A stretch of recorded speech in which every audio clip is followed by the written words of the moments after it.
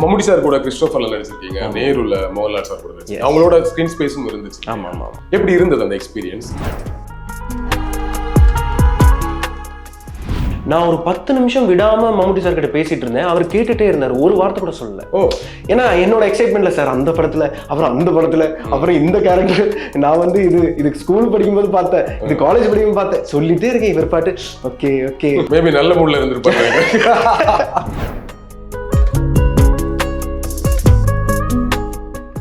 Cut பண்ணா இங்க நேருல வந்துட்டு மோகன்லால் சார் கூட இருக்கும்போது அவர் வந்து ஒரு குழந்தை மாதிரிங்க. அவரு நானும் அவரும் சோஃபால உட்காந்துருக்கோம். கட்டு சொன்னதுக்கு அப்புறமா அவர் வேணா கேரவன் போகலாம், அவர் அங்கேயே தான் உட்காந்துருக்காரு. நான் சொன்னேன், ஆக்சுவலா நான் வந்து உங்க கூட ஜூனியர் ஆர்டிஸ்டா ஒரு படம். ஆனா அது இது படம் 3 நாள் வரைக்கும். ஸ்பிரிட்னு ஒரு படம் 2012 வந்துச்சு.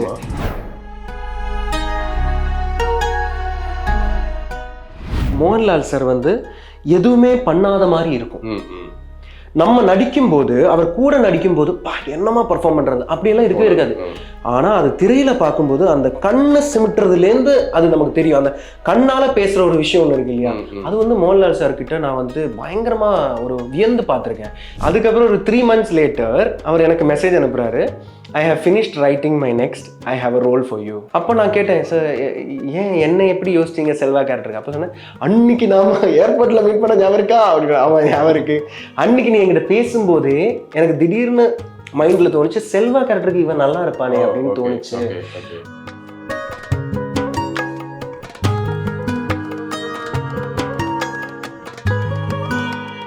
வணக்கம் பிரதர்.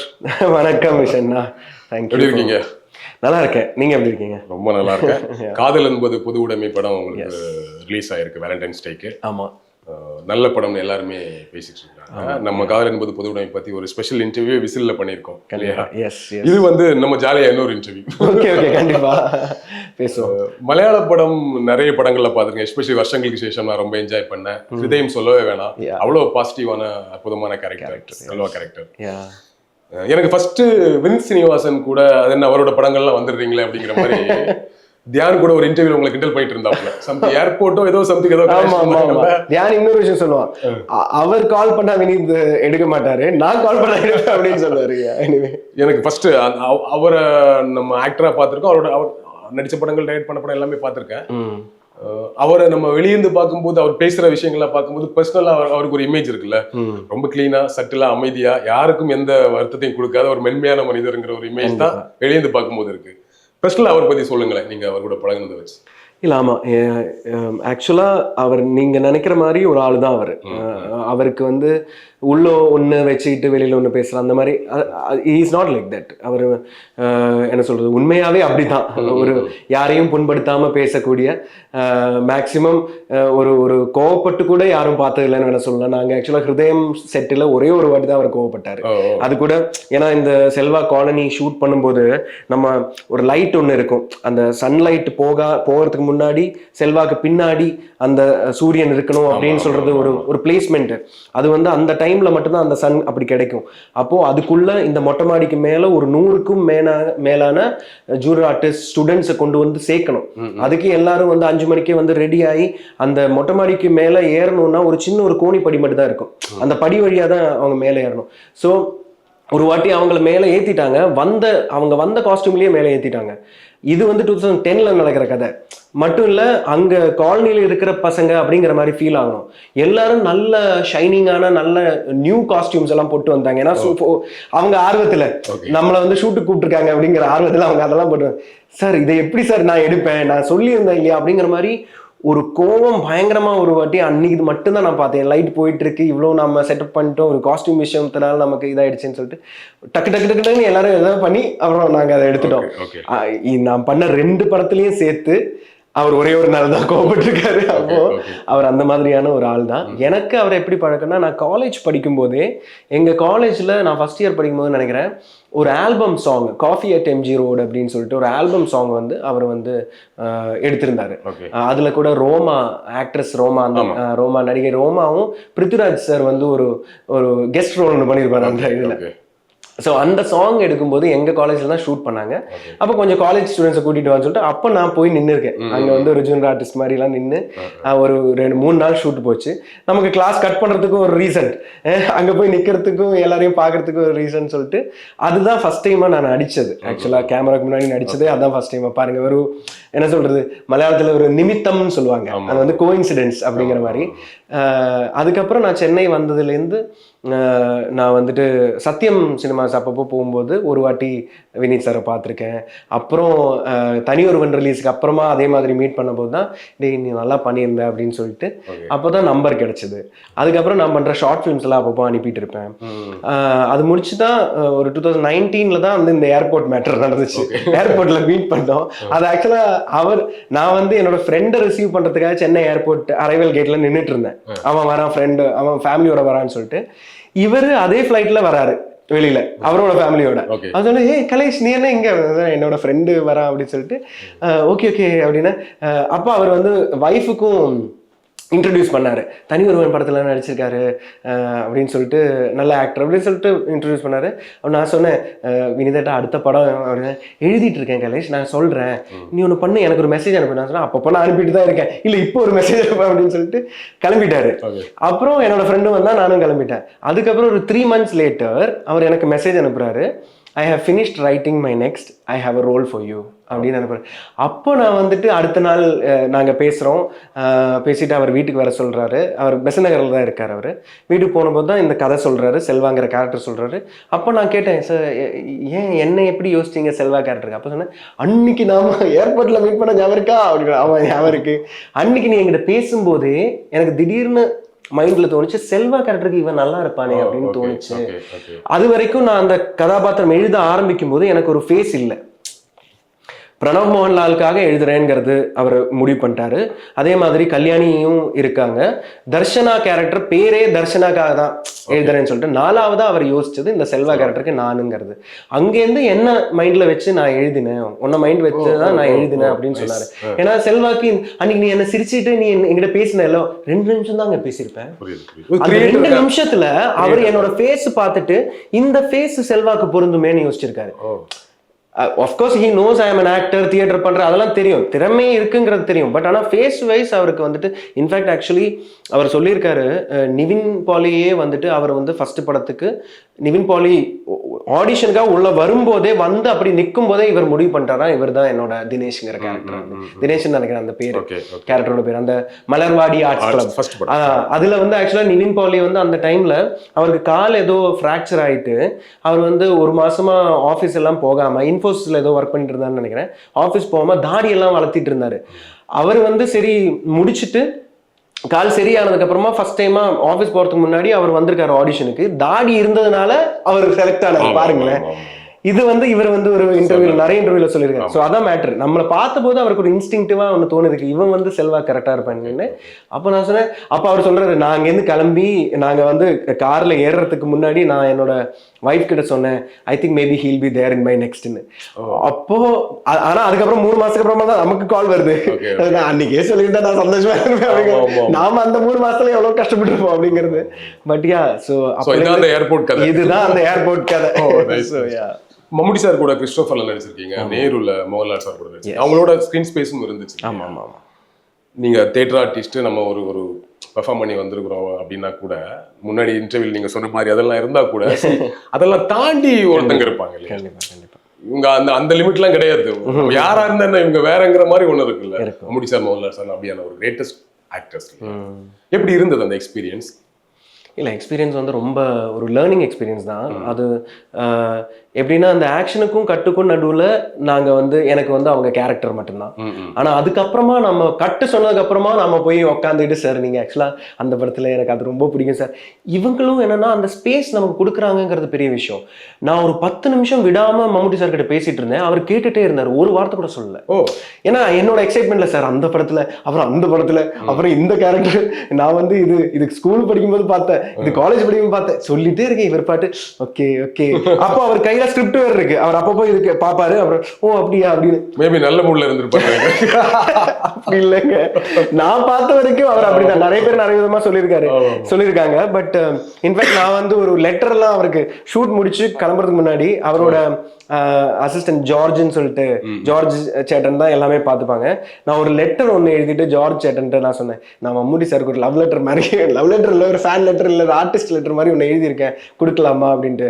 இது என்ன, எதை பற்றி அப்படின்னு. ஒன்றும் இல்லை, ஃபர்ஸ்ட் லெட்டர்னு சொன்னபோது எதை பற்றி, ஏன்னா சிபாரிசு பண்றதுக்கோ எது வேணா இருக்கலாம் இல்லையா, எதை பத்தி இல்ல ஒரு ஃபேனா, ஒரு ஆர்டிஸ்டா எவ்வளவு அட்மையர் பண்றேங்கிறத நான் எழுதியிருக்கேன். ஓகே பிரச்சனை இல்லைன்னு சொல்லிட்டு அவர் கேரவனுக்குள்ள போய் சொன்னா நான் கொடுத்தேன். அவர் இப்படி பாக்குறாரு, இப்படி பார்த்துட்டு என்ன இப்படி எல்லாம் எழுதியிருக்க அப்படிங்கிற மாதிரி.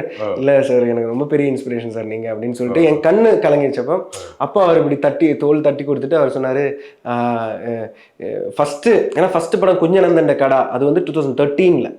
அதுக்கப்புறம் 2022 தான் கிறிஸ்டபர் நான் பண்றேன். இப்போ 9 வருஷம் போயிடுச்சா. அப்போ சொன்ன, இவ்வளவு வருஷம் காத்திருந்திருக்க, இனிமே நீ வந்து காக்க கூடாது, கரெக்டா மலையாளத்துல சொன்னா பிடிச்சு கேறி வா மனே அப்படிங்கிற மாதிரி தோல்ல தட்டி எப்படி சொன்ன, அது அப்படி சொன்னதான் புரியும், நல்லா இருக்கும், அதுக்காக அதை மலையாளத்துல சொன்னேன். அப்போ வந்துட்டு எனக்கு ஃபீல் ஆச்சு, ஏன்னா ஒரு ஆர்டிஸ்டோட ஒரு இது அவருக்கு புரியும் இல்லையா, அந்த ஸ்ட்ரகிள் அவருக்கு புரியும். கட் பண்ணா இங்க நேருல வந்துட்டு மோகன்லால் சார் கூட இருக்கும்போது அவர் வந்து ஒரு குழந்தை மாதிரிங்க. அவரு, நானும் அவரும் சோஃபால உட்காந்துருக்கோம், எங்க சீன் எங்களுக்குள்ளதான், நான் ஏதோ பேசுறேன், அவர் ஏதோ கேட்கிறாரு. கட்டு சொன்னதுக்கு அப்புறமா அவர் வேணா கேரவன் போலாம், அவர் அங்கேயே தான் உட்காந்துருக்காரு, போன்ல ஏதோ பண்ணிட்டு இருந்தாரா. அப்போ நான் சொன்னேன், ஆக்சுவலா நான் வந்து உங்க கூட ஜூனியர் ஆர்டிஸ்டா ஒரு படம், ஆனா அது இது படம் 3 நாள் வரைக்கும். ஸ்பிரிட்னு ஒரு படம் 2012 வந்துச்சு. அப்போ நான் காலேஜ் முடிச்சுட்டு எங்க போறது, யாரை மீட் பண்றதுன்னு தெரியாம ஒரு திண்டாடிட்டு இருந்த ஒரு காலம் அது. அப்போ வந்து ஒரே ஒரு ஆர்ட் டைரக்டர், ஸ்பிரிட்ல ஒர்க் பண்ண ஆர்ட் டைரக்டர் சந்தோஷ் ராமன் சொல்லிட்டு, அவர் வந்து எனக்கு ஒரு கான்டாக்ட் கிடைச்சு. அவர் சொன்னாரு, சரி நீ இதுக்கு வா, லொகேஷன் போனா அங்க ஒரு சாங்கும் அப்புறம் ஒரு பார்ட்டி சீக்வன்ஸும் எடுத்துட்டு இருக்காங்க. அங்க அவங்களுக்கு கிரவுட் தேவை. அப்ப நான் லொகேஷன் போனதான் அவர் சொன்னேன், சரி நீ அவர்கிட்ட போய், அவன் தான் அசோசியேட்டர், போய் பேசிட்டு நீ அங்க நில்லு அப்படின்னு சொல்லிட்டு அவங்களும் என்ன நிக்க வச்சாங்க. கரெக்டா லாலேட்டன் உள்ள வரும்போது அவருக்கு பின்னாடி நான் நிக்கிறேன். சோ பக்காவா நான் வந்து ஃப்ரேம்ல வந்துட்டேன். சோ ப்ளூ ஷர்ட் போட்டிருந்தேன், ரஞ்சித் சார் தான் டைரக்டர். அவர் வந்து அடிக்கடி அந்த ப்ளூ ஷர்ட் கிட்ட இப்படி நிக்க சொல்லு, அந்த ப்ளூ ஷர்ட்டை இங்க வந்து நிக்க சொல்லு, கண்டினியூட்டிக்காக. ஏன்னா வேற ஆங்கிள் போகும்போது நான் கண்டினியூட்டி பின்னாடியே இருக்கணும்னு சொல்லிட்டு, அதனாலேயே நான் அந்த படத்துல ஒரு 2 சீன்லயும் ஒரு சாங்லயும் இருப்பேன். சோ நான் இவர்கிட்ட சொன்னேன், சார் ஸ்பிரிட்ல நான் அவங்க கூட ஜூனியர் ஆர்டிஸ்டா நடிச்சுட்டு, அதுக்கப்புறம் ஹிருதயம்ல உங்க பையன் கூட நான் அவ்வளவு நல்லா ஒரு கேரக்டர் நடிச்சுட்டு, இப்ப நான் உங்க கூட உட்காந்து நடிச்சிட்டு இருக்கேன். அதுக்குள்ள அப்புறம் அவர் வந்துட்டு போன்ல ஏதோ ஒரு டிராவல் பேக்கோ என்ன வாங்குறதுக்காக பார்த்துட்டு இருக்காரு. மணி இது எங்கனையா, அவருக்கு நான் சொல்லி கொடுக்குறேன், லேட்டா ஆக்சுவலி இங்க போயிட்டு இப்படி பண்ணிட்டு இப்போ ஒரு OTP வரும் லேட்டான்னு சொல்லிட்டு நான் அவருக்கு ஒரு டிராவல் பேக் வாங்கி கொடுக்கறதுக்கு நான் ஹெல்ப் பண்றேன். ஸோ ஆர்டிஸ்ட் மாதிரியான ஒரு இது கிடையாது, ஒரு சக மனிதன் கூட பழகிற மாதிரி தான். நான் ஃபர்ஸ்ட் டைமா நடிக்கிறேன் அவர் கூட, அவருக்கு இந்த லெவலுக்கெல்லாம் நமக்கு ஸ்பேஸ் கொடுக்கணும்னு அவசியம் இல்லை. பட் ஆனால் அதெல்லாம் அப்புறம் அவர் கேட்டுக்கிட்டாரு, தியேட்டர் ஆர்டிஸ்ட் அப்படின்னு சொல்லும்போது എന്തെല്ലാം പ്ലേസ് ചെയ്തിട്ടുണ്ട് அப்படிலாம் சொல்லிட்டு, ഞാനൊരു சான்ஸ்கிரிட் பிளே செய்துட்டு, ஐயோ எல்லாருக்குமே தெரிஞ்ச விஷயம், நாட்டுக்கு ஊருக்கே தெரியும், அதெல்லாம் பெரிய இன்ஸ்பிரேஷன் அப்படிலாம் சொல்லிட்டு பேசிட்டு இருந்தோம். ஸோ இவங்க 2 பேர் கூட இருந்த எக்ஸ்பீரியன்ஸ் இதுதான். ஒருத்தர் வந்து இந்த மாதிரி, ஏன்னா மம்முட்டி சார் கஷ்டப்பட்டு வந்தவர் இண்டஸ்ட்ரியில், அதனால அவருக்கு அந்த மாதிரி ஒரு ஸ்ட்ரகிள் புரியுது. இவருக்கு வந்து ஒரு ஹியூமிலிட்டி வைஸ் அவர் வந்து ரொம்ப நம்மளை ஒரு வாமா ஏதோ எனக்கு நிறைய வருஷமா லாலேட்டர் தெரியுங்கிற மாதிரி உட்காந்து பேசிட்டு இருந்தாரு. அதையும் தாண்டி இந்த 2 நடிகர்கள் கிட்ட இருந்து நம்ம நடிக்கும் போது அது நொயான்சஸ் சொல்லுவோம் இல்லையா, சின்ன ரியாக்ஷன்ஸ் மூலமா அவங்க, அதுல மோகன்லால் சார் மம்முட்டி சார் ஒரு மாதிரி எமோஷனலா ஹேண்டில் பண்ணுவாங்க, இவர் ஒரு மாதிரி 2 பேர் வேற ஸ்டைல், ஆனா 2 பேருமே great performance in the India. அது வந்து என்ன ரிசீவ் பண்ண முடியுது, அது வந்து எனக்கு மோகன்லால் சார் வந்து எதுவுமே பண்ணாத மாதிரி இருக்கும். நம்ம நடிக்கும் போது, அவர் கூட நடிக்கும் போது என்னமா பெர்ஃபார்ம் பண்றது அப்படியெல்லாம் இருக்கவே இருக்காது.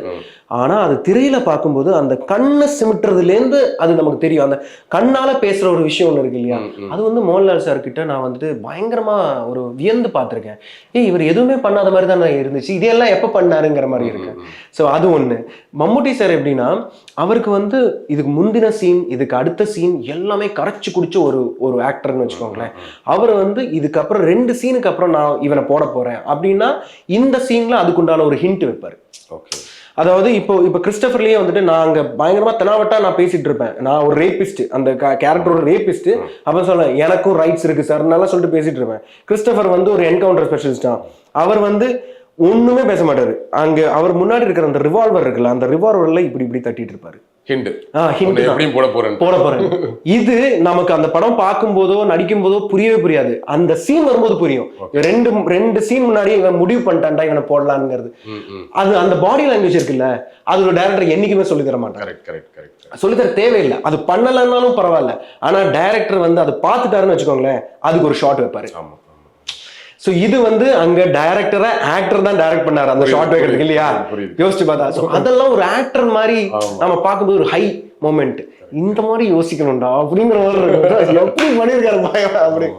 அதை யாரும் சொல்லி கொடுக்க முடியும். அதான் நீங்க கேட்டதுனால அந்த எக்ஸாம்பிள் நான் சொல்றேன். வேட்டையாடு விளையாட்டுல கௌதம் மேனன் சொல்லுவாரு, ஆமா அந்த கண்ணு அவர் சொல்லலையா, எக்ஸாக்ட்லி பண்ணிருக்காரு. எக்ஸாக்ட்லி அதான் அதை வச்சு கம்பேர் பண்ணி சொல்றேன்னு நினைக்காதீங்க. எனக்கு அந்த மாதிரி ஒரு மொமெண்ட் இருந்தது எப்படின்னா, ஹிருதயம் படத்துல நாங்க அந்த செல்வா காலனி எடுத்துட்டு இருக்கோம்.